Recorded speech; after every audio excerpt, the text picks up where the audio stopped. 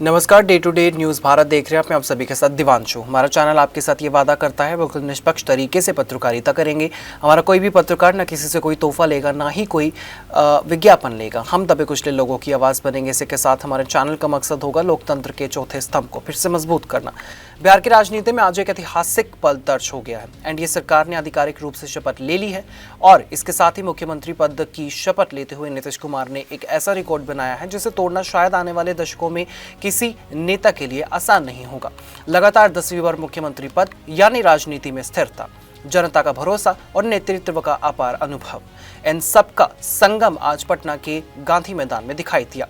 इसी मुद्दे पर हरियाणा के पूर्व राज्य मंत्री असीम गोयल ने भी अपनी प्रतिक्रिया सामने रखी और कहा कि बिहार की जनता ने एक बार फिर एनडीए के विकास मॉडल को चुना और प्रधानमंत्री नरेंद्र मोदी और नीतीश कुमार के नेतृत्व पर अपना अटूट भरोसा जताया।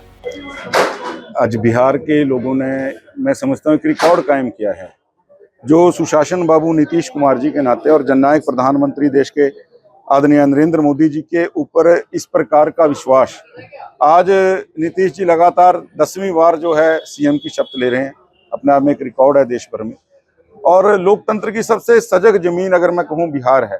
एक तरफा मैंडेट विकास के नाम के ऊपर और पलायनवादिता से दूर रहने के लिए बिहार जो है पलायन का स्टेट बन गया था, जंगल राज के खिलाफ, जातिवाद के खिलाफ।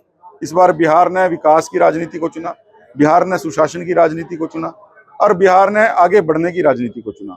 अब बिहार जो है रफ्तार में है और बिहार अपनी रफ्तार को खोना नहीं चाहता। उसका सीधा सीधा जो रिजल्ट आपने देखा होगा, किस प्रकार से 80% से भी ज्यादा मैंडेट देके रिकॉर्ड। और आज मैं समझता हूँ कि हमारे प्रधानमंत्री जी और सभी जो प्रदेशों के मुख्यमंत्री हैं, एनडीए के घटक के सभी नेता वहां गए हैं। नीतीश जी आज लगातार शपथ ले रहे हैं, मंत्रिमंडल उनका तैयार हो रहा है। तो अपने आप में बिहार की जो रफ्तार और आगे बढ़ेगी, बिहार और विकास के रास्ते पर आगे बढ़ेगी। लेकिन बिहार की इस बड़ी राजनीतिक तस्वीर के बीच दूसरी तरफ कांग्रेस पार्टी एक बार फिर अपने भीतर की उठापटक और गुटबाजी में घिरी नजर आई। हरियाणा में नवनियुक्त अध्यक्षों के बीच टकराव हो गया और हालात इतने बिगड़ गए कि पार्टी के आधिकारिक पोस्टर पर कुमारी शैलजा की तस्वीर भी गायब कर दी गई। ये घटना कांग्रेस के अंदर बढ़ती खींचतान और आपसी अविश्वास का खुला सबूत बनकर सामने आई। पूर्व राज्य मंत्री असीम गोयल ने इस मुद्दे पर तीखा व्यंग्य करते हुए कहा कि अब कांग्रेस का नाम कांग्रेस नहीं बल्कि ग्रुप कांग्रेस हो गया है, क्योंकि हर नेता अपना अलग गुट, अलग वफादारी और अलग एजेंडा लेकर चलता है। इतना ही नहीं, उन्होंने कहा कि एलओपी राहुल गांधी को देश का कोई बड़ा वर्ग नेता के रूप में स्वीकार नहीं करता है और ना ही वह नेता जिन्हें कांग्रेस ने प्रदेश स्तर पर नियुक्त किया है जनता की नजर में किसी नेतृत्व क्षमता के रूप में देखे जाते हैं। असीम गोयल ने कटाक्ष करते हुए कहा, कांग्रेस ने हमेशा जूते के अंदर दाल बनती है। हिसार में जिस तरीके से जिलाध्यक्ष लड़ते नजर आए और कहीं ना कहीं सांसद जो कुमारी शैलजा उनकी फोटो ही गायब कर डाली पोस्टर पे, क्या कहना चाहिए? आपने सवाल गलत किया कि एक बार फिर कांग्रेस हमेशा गुटबाजी। कांग्रेस का नाम जो है अब कांग्रेस नहीं है, अब कांग्रेस का नाम जो है ये ग्रुप कांग्रेस हो गया है। और राहुल जी बेशक इसके नेता बने हुए हैं, ना राहुल जी को सर्वमान्य तौर पे देश में कोई कांग्रेस का आदमी नेता मानता, ना प्रदेश में जिनको उन्होंने नेता बनाया उनको कोई नेता मानता। कांग्रेस में हमेशा जूतों के अंदर दाल बटी है और ये जूतों के अंदर दाल बंटने का उदाहरण पहला नहीं है। कांग्रेस इस समय अपना विश्वास लोगों के अंदर से खो चुकी है और ना कांग्रेस के जो नेता हैं, केवल एक स्टेज के ऊपर आपको ज्यादा भीड़ मिलेगी और सामने कुर्सियां खाली मिलेंगी।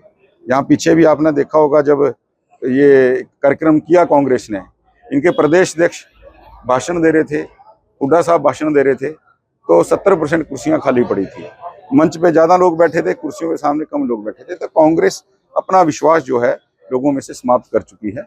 इसलिए राहुल बाबा, हम तो कहते हैं कि हमारे स्टार प्रचारक हैं, वो कांग्रेस के लिए प्रचार नहीं कर रहे, वो बीजेपी के लिए स्टार प्रचारक हैं। और राहुल बाबा ने मानो ना मानो कांग्रेस को खत्म करने की सुपारी ले रखी है और राहुल बाबा अपने मिशन में आगे बढ़ रहे हैं।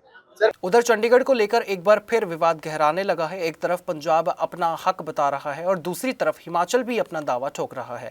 यह मुद्दा एक राजनीतिक बयानबाजी बन चुका है और इसे लेकर जनता में भ्रम तथा आपको बता दें कि भावनाओं का उभार लगातार बढ़ रहा है। इस विवाद पर प्रतिक्रिया देते हुए असीम गोयल ने कहा कि दलगत राजनीति के चलते चंडीगढ़ को बार बार राजनीतिक हथियार की तरह इस्तेमाल किया जा रहा है। उन्होंने कहा कि ये तीनों राज्य हरियाणा, पंजाब और हिमाचल को आपसी बातचीत और उचित रास्ता निकालने की जरूरत है, लेकिन इन बयानों ने लोगों के मन में एक अलग ही भावना बिठा दी है कि वह हरियाणवी हैं, वह पंजाबी हैं और वह हिमाचली हैं। असीम गोयल ने स्पष्ट कहा कि सबसे पहले हर भारतीय है। राज्यवाद की राजनीति लोगों को बांटती है और यह सबसे खतरनाक चीज है जिसे रोकना बहुत जरूरी है।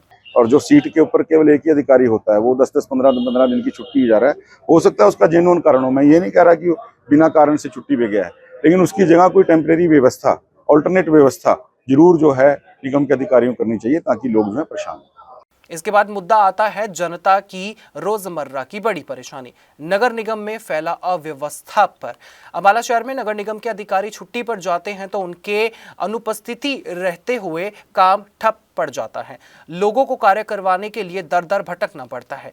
इस बढ़ती शिकायत पर पूर्व राज्य मंत्री असीम गोयल ने सख्त रूप से जो है अपनाते हुए निगम अधिकारियों को निर्देश दिया है कि अगर वे किसी वजह से छुट्टी पर जाते हैं तो अपना जो कार्य है वो जिम्मेदारी से किसी और व्यक्ति को या फिर किसी और कर्मचारी को सौंप कर जाए, ताकि आम जनता को परेशानी ना हो। हिमाचल के सीएम कह रहे हैं कि चंडीगढ़ पे हमारा हक है, क्या किस तरीके से देखिए? देखिए, जिस प्रकार से एक दलगत राजनीति को या प्रदेश की राजनीति को आगे बढ़ाने के कारण एक संविधान के, मैं समझता हूँ, जो हमारा संविधान का एक मूल बना हुआ है, बैठ के तीनों स्टेटों को आपस में एक तरीके से रास्ता निकालना चाहिए।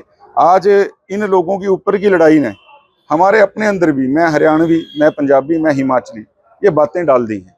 मैं तो समझता हूँ हम भारतीय हैं, हम हरियाणा के हैं, प्राउड है हमें, हम हरियाणवी भी हैं, लेकिन हम सबसे पहले भारतीय हैं। और आज इन तीनों राज्यों को एक बैठ के आपस के अंदर एक अच्छे तरीके का सूझबूझ से फैसला करना चाहिए। होता क्या है कि वोटों की राजनीति के नाते जो ये इस प्रकार से एक दूसरे की टांग खींचने का मामला बना हुआ है, ये कोई स्वस्थ परंपरा जो है लोकतंत्र के लिए नहीं है। बिहार में ऐतिहासिक शपथ ग्रहण, कांग्रेस के भीतर की कड़वाहट, चंडीगढ़ पर फिर उठा विवाद और अंबाला में जनता की तकलीफों पर सख्त टिप्पणियां असीम गोयल करते नजर आए। एक तरफ बीजेपी लगातार राज्यों में अपना आधार मजबूत कर रही है, वहीं कांग्रेस अपनी ही खींचतान में उलझी नजर आ रही है। राजनीतिक हलचल तेज है और आने वाले दिनों में इसका असर न सिर्फ बिहार बल्कि हरियाणा और उत्तर भारत की राजनीति पर भी साफ दिखाई देगा। देश और दुनिया की तमाम खबरें जानने के लिए आप बने रहिए day to day news Bharat के साथ। मुझे दीजिए इजाजत और हमें हर किसी सोशल मीडिया प्लेटफॉर्म पर लाइक, शेयर और सब्सक्राइब करना बिल्कुल भी मत भूलिएगा।